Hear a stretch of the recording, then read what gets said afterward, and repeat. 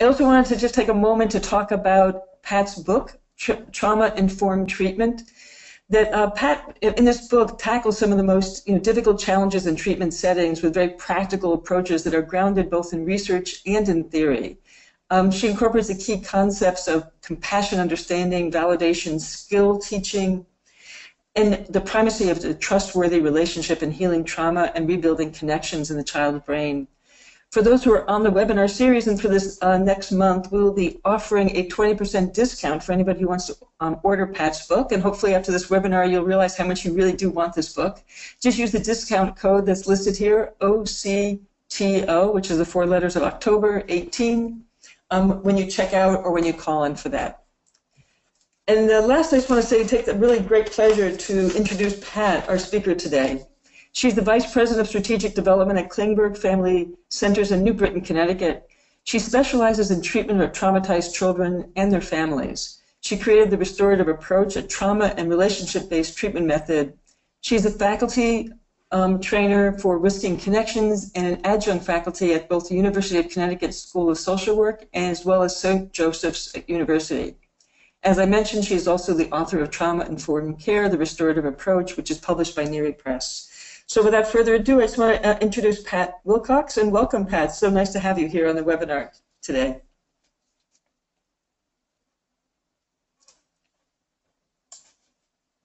And Pat, I can't hear you, Pat. Can you hear me? Can you hear me? Now I can hear Great. You perfectly. Thank you. And see me, and you can see the webcam for now? I can see the webcam, and now we just need to see your slides. Yep, that's next. Okay, great. I just want to welcome everyone and tell you how delighted I am that you're here. So you're going to, yes, you've already switched to seeing my screen. And now I say show my screen. Great, here we are. Can you see it, the screen okay? Yes, we can see it perfectly. You're all set and ready to go, Pat. Great. So the topic today is sustaining trauma-informed care in a punitive world. What's the importance of this topic? How did it come to be? Part of this came out of my own experience here at Klingberg, where we worked very hard to transform our programming into a trauma-informed approach. And just to simplify, the kind of things I mean by a trauma-informed approach are things like a system in which it is understood that the client's behaviors are communicating something and make sense, that there is a result of what has happened to the client and are their best way of solving the problems that they have in the best way they know at the moment, that they're doing the best they can. Furthermore, we believe that it's the relationship that is the vehicle of change. It's the relationship where all our power lies. We do not think that our most powerful method of change is rewards and punishments or things like that. It's the relationship. And that we also need to teach skills, that just telling someone to stop something isn't that helpful. We need to teach our clients the skills they need to be able to solve their problems in a better way. So a lot of people are working on trauma-informed care, and some people say that it's in fact just good care. Compassionate care involves flexibility, patience, and having a collaborative approach with the clients. So many programs, agencies have done work to try to move in this direction and sent people to training or had training come to the agency, as we did here at Klingberg. But then, if you stop paying attention for a minute, you can blink your eyes and notice that all the things you thought you had accomplished have disappeared. And you hear people saying things that you thought you abolished 10 years ago. You hear people doing things that you thought were gone. Why is that? Why is it so hard to sustain this trauma-informed care? It's hard enough to implement it, but it's in some ways even harder to sustain it. And some of the things that make it hard to sustain this is the difficulty of our work, the pain we experience, the inadequate resources, the constant crisis, the difficult behaviors that we deal with, times that we're particularly vulnerable to revert back to our punitive thinking is times when we as staff are scared, when there's a big staff turnover, when there's a client turnover and we're getting new and more seriously wounded clients who show more serious behaviors, times when there's big incidents and people get hurt or have bad outcomes. These are times when we're particularly vulnerable to giving up, in effect, on trauma-informed care in subtle ways or in big ways and reverting to a punitive approach. And then, of course, it's worth mentioning that the world around us sometimes doesn't support us in our new way of working, and we get a lot of messages from our funders, from those who oversee us, from the parents, why aren't you punishing this kid? So what can we do as an agency to fight this urge to go back to a punitive approach? How do we sustain trauma-informed care? And here's some of the ways that I'm going to cover today. One is through the administration. Another is training and refreshers, team meetings, supervision, treatment planning, policy, hiring and promotion, and publicize and celebrate. These are some of the ways that I'm going to cover. So it's very important in implementing and sustaining administrative buy-in, trauma-informed care, that we have administrative buy-in, that everyone from the top is very committed to this. And how do we see that commitment? It can be things like providing resources. What are the resources? They can be the resources for training, for decent staffing, for not overworking our workers. One of the other main tenets of trauma-informed care is that since we're asking our staff to work in a relationship manner and to provide open-hearted relationships to our clients, those relationships have two sides, the client side and our side. A staff member cannot provide these warm, open relationships for the client if they themselves are feeling bitter, badly treated, misunderstood by their own administration. So how the administration treats the workers directly translates into how the workers are going to be able to treat the clients. I heard a phrase at a conference once that said, if you don't feed the workers, they eat the children. And I think that applies to us all. So the administration has to be willing to tolerate some chaos and has to think about what do they really praise. Here's an example. Imagine that there's a board of directors meeting at an agency, and in the middle of the front hall where the board will be walking in is a teenager who's screaming and swearing and completely out of control, and there's some staff around her talking with her and asking her what's the matter.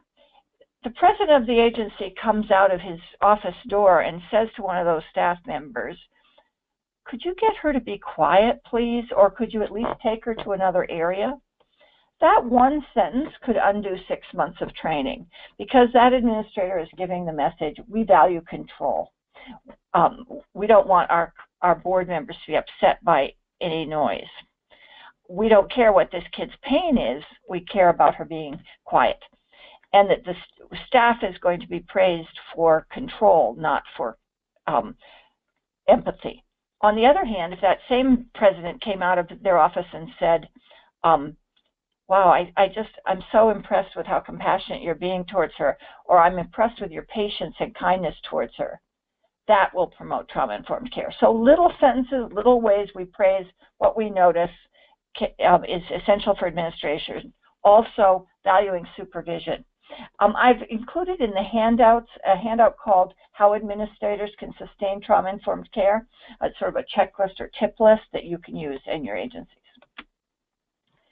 Of course, a key part to sustaining trauma-informed care is having training. And it's important that you don't just have training in the first place and then that's done, or you don't send your clinicians to 3 hours about trauma one afternoon. It has to be a training for all staff, because another important part of the trauma-informed care philosophy is that all staff are treaters. that every single person has the opportunity to give this client a different experience of human beings than they previously had. So we have to include the support staff and all types of staff that work there. And we not only have to have an initial training, we have to have ongoing training, refreshers. And we also have to have trainers or people that we designate as leaders in the initiative to trauma-informed care. Can't be just all one person. We have to have a cadre of people so they can keep up their strength. I've also included here a worksheet called the role of support staff, and it's about how support staff can be part of trauma-informed care.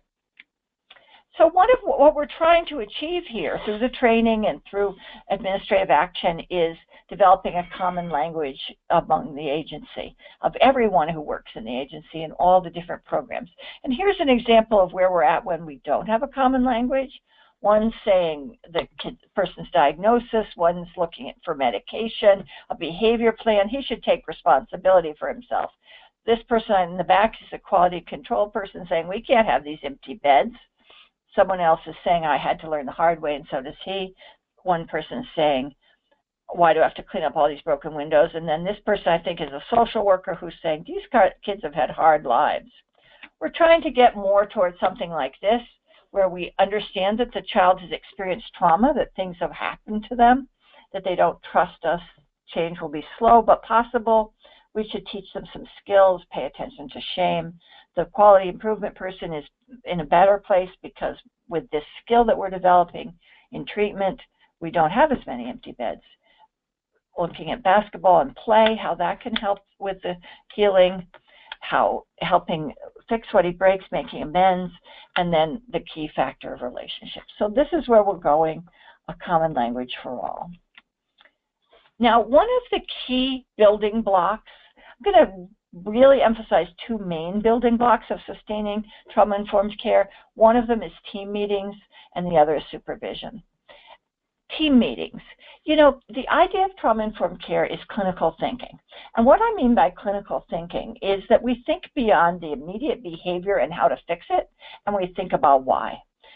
Why is this kid, why is this adult doing these things at this time? And that we have the theories of what the function of the behavior is, and that leads what we do about it. Well, how is a person going to develop any clinical thinking if they don't have time to think and if they don't have time to talk? We have to structure our agency so that people have teams, and they have time in teams away from the work itself, off the floor, away from visiting the clients, away from having appointments, to talk, to think about what's the matter. And our team functioning matters in a lot of ways. One is that, especially in those situations which are congregate type situations where we have clients with us for periods of time, which would be hospitals, residentials, day programs, things like that, the clients are very observing of other teams.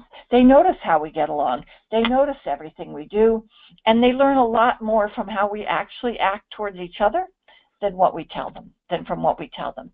And we can't treat our clients any better than we treat each other. We can't give our clients what we don't have.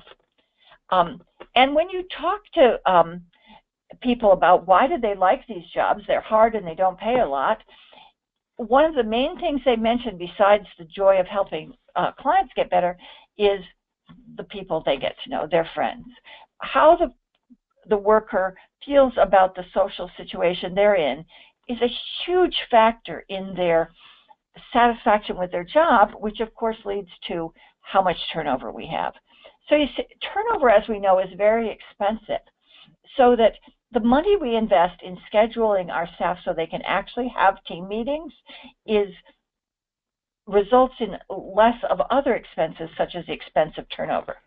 And then there's the concept of vicarious traumatization, which is an inevitable factor in our work, the way that the experience of being empathetically involved with and responsible for people who've experienced trauma, the way that affects you as a worker over time. And the best defense we have against the constant erosion of vicarious traumatization is the team, the social connections. What about outpatient settings, community-based settings, where people are out visiting, seeing people in their homes. Does team matter then? It really does, because it's what can sustain the treater. It's amazing how you could work with people all day and still be very lonely. If you don't get any chance to talk to your coworkers, you can feel very isolated and get much more overwhelmed by the client's problems and by your confusion and despair about whether you know what to do. So having that team meeting to refuel is essential. Also, sometimes in outpatient community settings, the team consists of people from quite a few agencies, because our clients often have treaters from many different agencies. And what can happen if we have several treaters from different agencies working with the same family, we can start blaming each other if change isn't happening instantaneously. And also, we can even be giving the client contradictory advice. So that's another way that teams are central. And again, still the vicarious traumatization is as important in this setting as it is in any other setting. So why is this so difficult? In chat box, we've asked you to write questions, but I'd also like you to write in any barriers that you've experienced to having a good, solid team. And what have you done to overcome those barriers? Because there are a lot of barriers to this kind of effective team functioning. Certainly time. We all have way too few resources. And team meetings are not what we're paid for. And then just the difficult emotions that we're all dealing with, and the push that we have to spend every second fixing the client. So these are some of the barriers, and there are others. Here's an example of two workers really supporting each other, saying, talking about why a client was upset and an idea to help them. I don't know if you can hear that. I have a noise in my office. So part of a great team is supervision. And ideally, a team that works together all has the same supervisor. Sometimes in congregate care settings, that isn't true. Different parts of the team report to different people, and that can lead to more splitting. The supervisor has a huge effect in whether the team works well together. And one of the main ways a supervisor does that is by when someone comes to them and says, "Oh my God, you can't believe what so-and-so did." The supervisor has a response, something like, "Well, what happened when you talked to them about it?" Pushing the person back to dealing directly with the person they're upset about. A supervisor can make problems worse or better, and they can, between people. A supervisor can make splits bigger or smaller. And so if the supervisor can work towards a culture where we talk to each other directly when we have problems, we don't have an atmosphere where you and I go off and talk about what's the matter with her. Instead, if I have a problem with her, I talk to her about it. The supervisor is central in creating that kind of culture.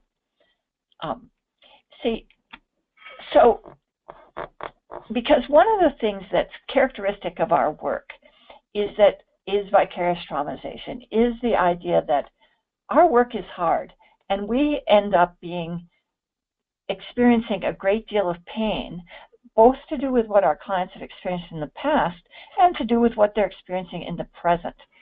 Sometimes another pain that we experience is that the clients don't get better, or that we don't have in our service system what they need. So when we're feeling all this, we tend to get depressed or worried that we don't know what we're doing or we're not making a difference. We doubt our own competence. Well, that's not much fun. It's hard to doubt your competence. So one of the things that you can do to feel better is blame your team members. You know, if that therapist just was smarter, then this kid would be getting better. If the third shift just did what they were supposed to, then this thing would go so much better. If that person from another agency was just more savvy, then this family would be doing so much better. We start blaming each other when we feel bad. A supervisor can help us look into that, give us a chance to talk about why we're feeling bad and what our feelings are, and then also lead a discussion in the team where we share the pain that we're feeling in the work. The supervision is really the primary method to embed trauma-informed care into everyday life. It offers a chance to step back and think, to vent, to teach looking beneath behaviors. And it's in supervision that we really work on creating a culture of self-awareness, of helping a person to look at, why is this client so much hard for me and this other client is not? Why do I want to adopt this person, and why do I want to never see this person again? What is it bringing up in me? And then, of course, the supervisor also handles performance issue and helps the staff member grow. A good treatment program grows the staff as much as it grows the clients. And this happens through team and through supervision. So again, because of our lack of resources, we often tend to cut out supervision. It's one of the first things to go if we're feeling overworked and overwhelmed. And yet, it's the very thing that will help us survive being overworked and overwhelmed, and will help us be less so. And it is not supervision if you meet someone in the hall and say, Jennifer, how are you doing? And they say, fine. That's not supervision. It's also not supervision if you only talk to someone when they've done something wrong. Their paperwork isn't done on time or anything or something like that. So supervision means a time away from the work to think. And in a parallel process way, the supervision is also a model for the staff of how you expect them to see to treat the clients. The relationship between the supervisor and the supervisee is essential. The supervisor works with the staff, understanding that they too are doing the best they can. Even the staff's mistakes are adaptations, are their way to try to solve a problem. The staff's relationships with the supervisor, with clients, with their coworkers are all influenced by the past. We teach self-awareness as we do with clients. The staff grow through their relationships with each other and through the supervisor. And we work with our staff in a collaborative, empowering, caring, respectful way. In other words, all the trauma-informed principles apply equally to supervision. And people's fears are the same. When I teach people about decreasing their reliance on punishment with clients, they say, oh my God, chaos is going to break out. And when I speak about being less punitive with staff, people say, oh, well, the staff won't do their paperwork then. In neither case is punishment what is helping someone to do excellent growth. It's love, it's relationships. I want to mention before I go on with this that on the team part that I have included a couple of checklists for you in the handouts.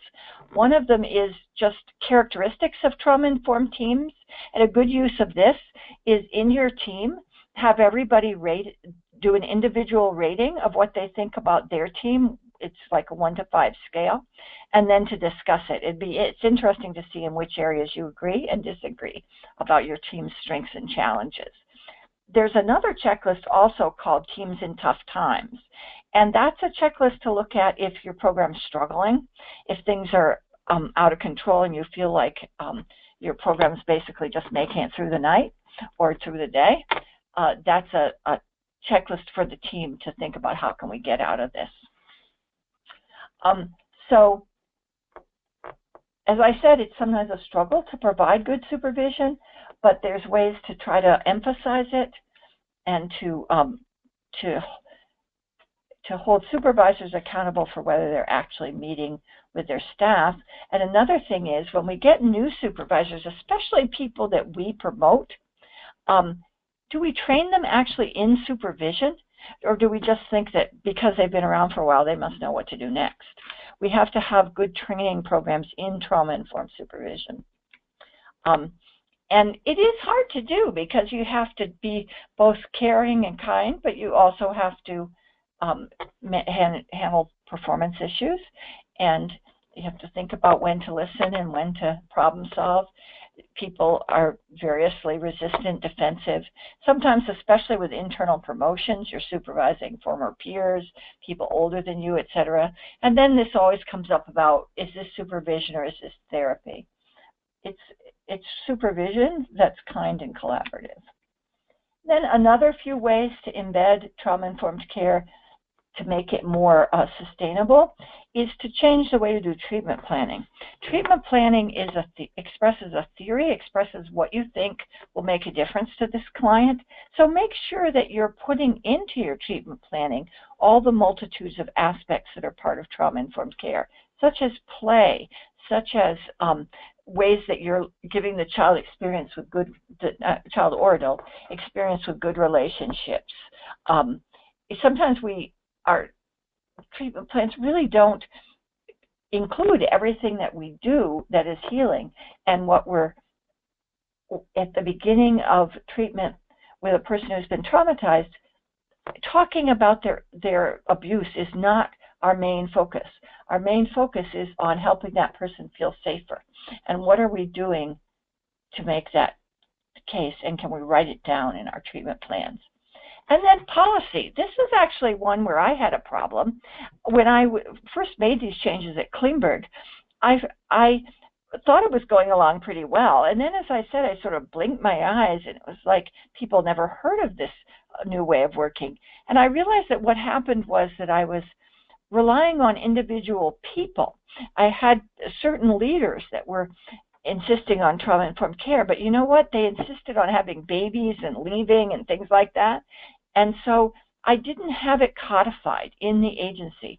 So the question is, what policies do you need to change to write down your new assumptions? If you're in a congregate or management type program, your behavior management policies, a philosophy of treatment, something at intake that you might give to new clients or to their parents, depending on their age, explaining what you're doing.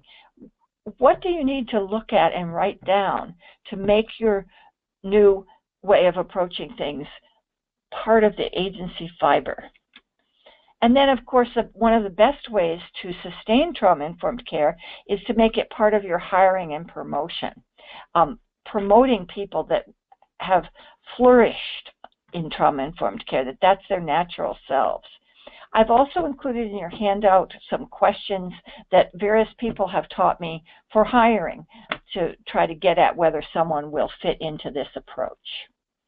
And then measure it.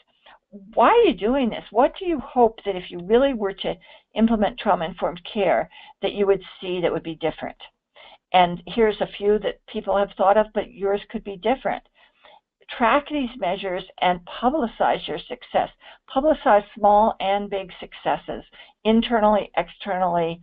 Appreciate staff who've been good at this. That kind of thing will really solidify this approach into your agency. And then, of course, a key thing is to pay attention to vicarious traumatization. If things start to fall apart, if people are all mad at each other, if people become punitive, look for vicarious traumatization. Look for how the work is hurting people. And put attention to vicarious traumatization into supervision, team meetings, training, special events, and fit in a lot of ways to have fun together and to recognize good work. I just wanted to tell you about a couple of things that we're doing here that can also help you sustain trauma-informed care. One of them is a new course that I've made. This is based on my book, and it's an online course for teams. This particular thing is for child-serving teams, and it's all about implementing trauma-informed care and sustaining it. And it's called Making It Real because it's about making the day-to-day life of a treatment program as healing as it can possibly be. It's something that the team does together. This is the website of it, but I also included a handout about it in your handouts, and I also included a list of some trainings I've done that you can listen to that are part of the course, just to give you a sample of it. And here's also an ebook that I have about starting and sustaining trauma-informed care that you can get by texting. Isn't that cool? So here's my contact info. I'd love to hear from any of you. and have any thoughts and things that you might have. So why don't I plan to move towards questions now, if that's good, Joan? Yep, that sounds great. Thank you so much for that great presentation, Pat. And just let people know that they do have questions. Please feel free to send us a quick note through the questions, and we would be more than happy to get to as many of those as possible. One thing I'd like. This was such a brief overview, and each one of these topics can be discussed in so much more depth. So I'd be very interested in what the people would like to know more about. Absolutely. And also just want to say that before we get into it, there's a number of, when you asked your question earlier about what people are facing, and I thought maybe it might be helpful. The barriers? Yes, maybe read some of those and just say that. Yes, that'd be great. I thought it'd be a good place to start, actually. But staff are talking about coworkers instead of talking with them. Barriers being administration is so budget focused that there are not enough opportunities for staff to be at work and not on the floor with clients, and therefore a team meeting is short and unproductive. I try to make sure that I direct the staff member back to the person offering to go with them if that doesn't work, is sort of one option. And then another great comment was I worked in the residential for teen boys. One barrier is the belief that punitive consequences are deserved. Our teams or clinic teams are being dismantled due to the concept of shortening wait times for service, having more flexibility to assign service to a worker who has the shortest wait list. And areas of specialties are being threatened. However, in one group, one community, Karen Martin was talking about, however, we are trying to develop communities of practice to keep skills and connection maintained and not necessarily staying assigned into clinics. And last, Robin Hyman talked about it's about feeling safe in a relationship being key. So those are just some of the really wonderful comments that got me. Great comment on those. Great comments. I do want to just emphasize or say a little more about making the economic case for teams and supervision, because what one participant mentioned about them getting eroded by budget conscious is really very common throughout our programs. And you can make the economic case by way of saying about turnover, first of all, because as we know, turnover is very expensive when you add in the cost of advertising for hiring and training a new employee. And really what will keep someone at a job is their supervision and their coworkers. And of course, another economic benefit of having good, healthy workers is that you have better outcomes. And if you have better outcomes, your reputation grows. You get more clients if that's what you need. You get more respect within the community. So I really think that there's an economic case. Another economic part to providing teams and supervision is less injuries and less sick time. The worker that is relaxed, the more the worker is happy, relaxed, at ease, and not being overused, the better they are able to manage the job. And one key way that they do that is that they're better able to stay calm. If the worker can stay calm, the chance of the situation escalating into something dangerous is much lower. Now, I know you may not have the exact statistics for this, but you can collect them as you go along. As you implement more of these things, you can see if these areas improve. And I do think that there's a case for overusing our workers is short-sighted, even financially. Yeah, that's a really great point. I like that you're giving some examples of how to change this, how to look at this systemically. And one thing that Pat, you gave some great examples about what kind of individual, how do you respond individually to situations to be more trauma informed? So you talked about like how you walk out of an office and a child is having a big. Yes. Can you give that was I was talking about the administration. And this, by administration, it actually applies to any level of supervisor, that our staff know what do we really value? What do they really get criticized for, and what do they really get praised for? And we have to really think about in what ways are we giving our staff the impression that we value silence and control? And what ways do we give them the message that we value patience and kindness? Another thing that influences all this is what do we do when something goes wrong? In our complex work, something always goes wrong. When I was working in residential, just for the ultimate, or hospitals, it seemed like we were one step from disaster all the time. When something does go wrong, do we as supervisors and administrators take a fault-finding approach, or do we take more of an approach of, this is all of our problem, what can we learn from it, and how can we do better next time together? What didn't you have that you needed? What were the resources? That's not to say that we sometimes don't need to fire people. I mean, you know, somebody has sex with the kids, we fire them. But that in the everyday things that go wrong, are we collaborative and kind? If we are collaborative and kind with our employees when something goes wrong, then they are much more likely to tell us when something's going wrong and to share their concerns with us, and we're much more likely to be able to learn and do better work. Mm-hmm. There's a lot of forces from outside us trying to push us towards being punitive. It's the same with the clients and with the workers. There's people who come, if something goes wrong, people come from overseeing agencies and said, who did what wrong?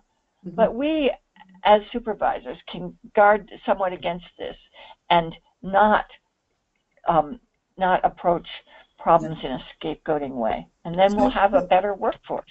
That's great. We have a lot of questions coming in, Pat. So I just want to let you know that in terms of the quick answers here, too. But what is all right. We'll have one of those blitzkrieg rounds.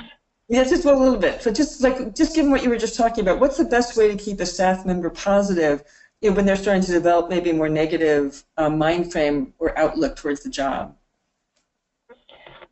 Talking over with them what's going on and trying to get beneath it, probably towards a sense of hopelessness, discouragement, a sense of I'm not sure I know what I'm doing, or do these clients ever change? Looking for any small successes, praising their talents, working in more ways that the team can have fun together, ways they can recognize each other's good works, things like that. Great. I'm doing the blitzkrieg answer. Yeah, that is fabulous. And I know this is a really complex topic, so I think this whole sort of webinar is an introduction. Hopefully, will get people interested enough to buy your book. Call me.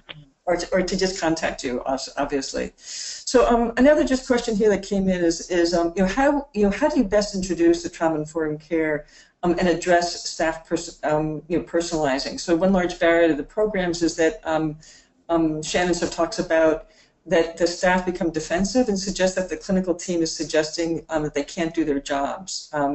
So that was just one of the things that I think we'd start with training, because we in training, when we can teach things like the biological changes that happen with regard to from early trauma, then we can help. That helps with the personalization, with with understanding why we have to be different with these clients.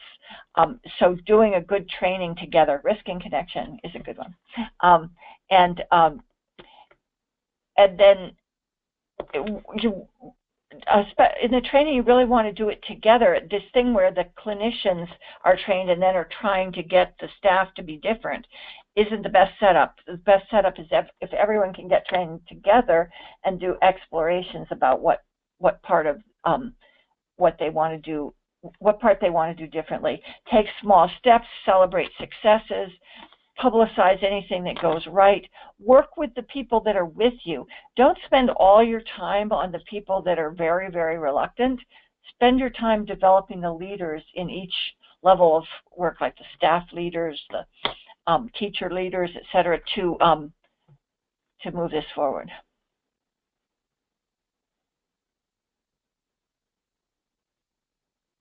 I can't hear you, Joan. Thank you. Just there was a plane overhead. So anyway, just one question. You warned me about that. Where can I find training for supervisors in trauma-informed supervision? So I'm assuming they can contact you to get some more information about that? Yes, we do a series on that, using the reflective supervision principles, which is a good thing to look up if you're interested in this, using that reflective supervision to develop the idea of trauma-informed supervision. Great. I think it's a very interesting topic. Yeah, absolutely. Michelle Wilcox, great question. Is there a strategic step if you want to plan for implementation of using sort of trauma-informed care, introducing that into an organization? And what's the so just like say is there how would you get started? Is how I read that question. I know this is shameless self-promotion, but my course does take you through the steps. I'd say the first step would be to get a committee and start looking for what training are you going to get. Get a commitment from your administration about are you able to do training, and decide what training method are you going to use. What all system transformation training are you going to do, and then start planning that. And then you can start working on the implementation, what you're actually going to change from there after you get the idea of the original training setup. That's great. Yeah, and I think that there are certainly lots of resources, but obviously one of the reasons we like Pat is because Pat does really wonderful work in this particular area. So it's just you don't have to do self-promotion. We'll help promote you. Our training, Risk and Connection, is one of the things that's unique about it is it's designed for all levels of the organization, and it's very experiential. So it's all about really changing people's understanding of what's going on when that client is so out of control. Great. I have a couple of specific questions, and just is there an ideal number of people that you would have in a team? And you can speak to sort of how do you decide that? Well, I don't know. In group meetings, it's probably 8 to 12 is a manageable number. One of the things that often happens is that there's some peripheral members of the team, like say if it's an overnight place, the third shifters or part-time workers or things. So, but I'd say that's a good number to be able to work with, but it's not set in stone. You can still create a good team culture with less or more people. Yeah. Okay. It's interesting, so I have an MBA, and we learned always 6 to 12 is the ideal number for any group. Great, there's the answer, 6 to 12. And 6 to 8 is ideal, so there you go. That was just what I learned from, in business school. Anyway, just do you, one sort of specific question, do you ever use restraints in your center? Yes. We used to, when we had residential, we did, and we still have a large special ed school that uses restraint. We try not to, and we have and are doing a lot of things to reduce it. And that's a good number to be paying attention to when you're implementing trauma-informed care. One of your metrics should be restraint reduction, that you're using less restraint as you do more and more trauma-informed care. That's a great point. Then just also that another person asked in terms of that, another question just came in, the thing sort of moves around here a little bit. Just how do you motivate a youth who lacks support from the outside entities, so that, that be the workers, family, school, and otherwise sort of they just is not particularly motivated. So what do you do in terms of that motivation? One thing, that's a very good question about hope. How do you create hope? And remember that one thing, we would have to have hopeful employees. Hopeful employees will be able to convey hope to the client. So how will we convey hope to the client? Giving the client experiences of success and mastery. It's not enough to just say to this client, but you're such a great kid, we all love you. It's, if he plays the guitar, we want to get him guitar lessons and a concert. We want to point out to him ways in which he's better able to manage his feelings now than he was before. We want to create options for him to start building new relationships. If he really has no one outside of us, how can we help him get connected with a social world? Hopefully in the area where he might be going, where he might be living. how can we help him internally to learn better skills at making connections, and how can we give him opportunities to make connections based on his strengths and interests? Is it a sport team? Is it art lessons? Is it helping fix bicycles? You know, ways where he can feel mastery and also make social connections. That's great. Yeah, and certainly I sort of love that you take that more holistic approach to each individual child, as opposed to saying this is what you do for all children. So I really appreciate that about your approach. Here's another question too, is regarding trauma-informed care with clients. Is it expected that it will be an ongoing process that never ends throughout treatment, and not just sort of addressed through a trauma group? Totally. It's not only an ongoing process the whole time the client is there, it's a whole program process. So it's not, I mean, imagine, this is exaggerated perhaps, but imagine you had a trauma-informed group in a setting where everyone else outside that group was being punitive. How would that client grow? What we're trying to do, I've come to think that the most important thing we do is give that person a different experience with human beings than they've previously had. If they come to you believing that all people hurt me, and they leave you believing that some people hurt me, but there are a few nice people in the world, then you've given them the option of having love in their life. And so it's a whole system thing. You can start trauma-informed care anywhere, but it takes you everywhere. It's to do with how the receptionist greets the family when they come in. It's to do with the maintenance man. It's to do with the teachers, the therapists, the direct care workers, the outpatient workers. So it's nothing that is just like, okay, 12 weeks of trauma-informed work and you're done. Sorry, but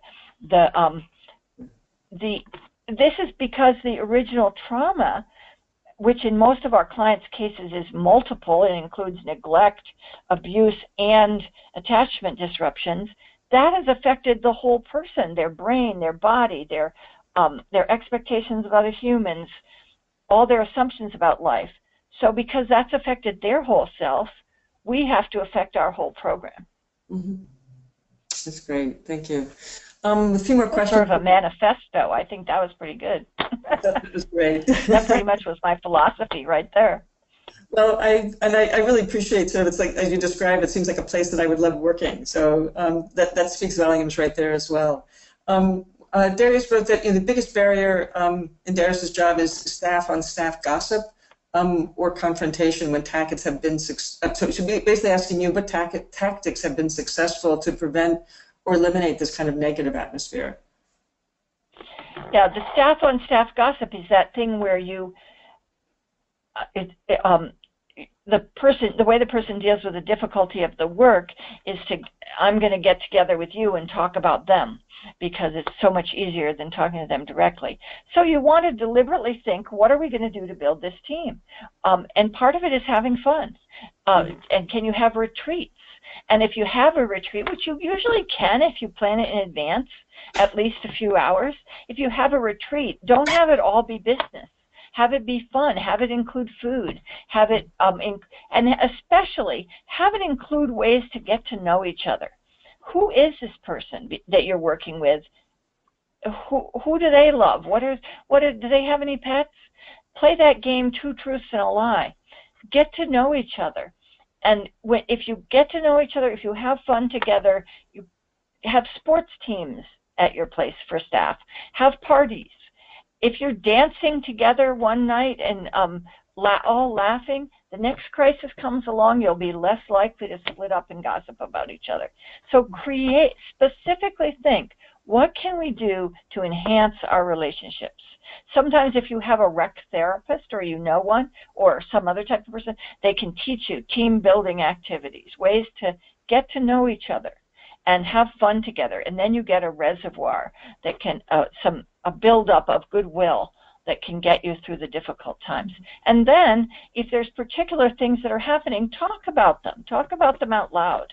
If there's particular areas of disagreement or dichotomy. Well, what I love about you is that often I think organizations need both that those very sort of concrete exercises as well as an opportunity to really have the hope that you were talking about earlier as well. I don't know if you'll be able to hear me because I've got this going on right ahead, overhead right now. Yeah, a plane experience. So one last question here is that accountability remains an important tenet in working with especially youth with sexual behavior problems. So we encourage direct care staff to guide clients into personal accountability, how to quote fix the extent possible any of the damage that they've done when a hurt or offense has occurred. So what are some very practical, concrete ways to do that without backsliding into sort of punitive consequences? Right. The concept of making amends is not punishment. It's a I usually recommend both making amends and skill building. But let's take making amends. Something that we have to know in life is what do we do when we screw up? Our youth or our clients, whether youth or adults, have not had the experience of how do you fix a relationship when you've messed it up. Mostly in their experience, the person just disappears or they're disrupted and they move on. I mean, many of our clients have been in like 25 programs or living situations. So it's very reasonable to have a system where if somebody does something wrong, they make amends. Now, what does that mean? This is a whole other course, but it's something that is appropriate to the client's skill level. That is to say, you wouldn't have somebody who can't read be expected to write an essay. And it's something that is probably more of a token thing than equal to the weight of what they did, because our clients can do so much damage in 15 minutes and we aren't allowed to keep them in indentured servitude. So it's something about, I hurt another person, what can I do to make their life easier? And I'm not talking here about the amends for their sexual offenses. I'm talking about the amends for their everyday life. Because if they get in the habit and learn how to do that, how to make amends, how to fix a relationship, then they can start applying those to the bigger problems. If they can get some practice in a process where they and another person work through what went wrong and repair their relationship. People learn empathy by having empathy applied to them, and by practicing how do you work things out with another person. So if you start with that in daily life, then you can develop a skill that can be applied to the bigger problems. Great. Thank you, Pat. I mean, what I love about listening to you is I feel like I could use this in my family, my home, certainly. People say that in our training, that they've learned this. We actually had someone in the middle of a training get a call from their daughter's daycare center saying that their daughter had bit someone. And our trainee said, well, how do we understand this behavior? I think the daycare was really quite startled. That's great. So just before we sign off, I just want to also just remind people that, again, we now offer free CE credits for those people who are listening to this live. So those who are listening to my voice right now through the Global Institute for Forensic Research, GIFR, which is our new sponsor of CE credits. So we will be sending you some information within the next 24 hours, so don't panic if you don't hear from us, but you will be getting something next 24 hours where you'll be able to actually fill in a questionnaire and get your CE credits. Also let people know that we have, because you've signed up for this, we're also signing you up for the free Neary Press newsletter, and this is where we take one particular article and make it short enough that you can read over a cup of coffee. So we hope to make it really accessible so that we can make sure that the work that you're doing is evidence-based and based on most current sort of evolving research. That also to say that we can only do this kind of work is that because we have sponsors. Sponsors, like many of you are on the webinar today, are what keeps these webinar series alive. We think it's a really win-win situation where it's $98 for individuals or $250 for organizations, where you can have up to 15 people sign up. You're guaranteed a seat in every webinar, even the sold-out ones. You have access to free CE credits, and we also offer you 2 Neary Press books. And your best choice would be my book. Excuse me? And they should choose my book. So anyway, if you were interested, you can sign up by visiting the Neary Press website at www.nearypress.org, or you can contact Diane Langelier at 413-540-0712, extension 14 for more information. All of that is on our website. Again, some of our sponsors are the Counseling and Psychotherapy Center, Garina and Associates, the Gippsland Center Against Sexual Assault, the Indiana JSOP, Jim Reynolds Associates, the Massachusetts Department of Mental Health, the Morrison Child and Family Centers, New Hope Treatment Centers, Parkside Psychological Associates, the Yarrick Counseling and Youth Development Institute, YDA. And last, I just want to say both thank you to the sponsors, thank you to the audience, and thank you so much, Pat, for doing this webinar with us. I always learn so much when I have a chance to listen to you and your work. And again, really encourage people to buy Pat's book, and that if you do so in the next month, you get a 20% discount. So please take the time to take a look and learn a little bit more about this topic. So thank you so much, Pat, for doing this with us. Thank you, everyone. Thank you, Joan, for having me, and it was great to talk with you, everyone. Great. All right. Take care, everybody. Bye-bye. Bye.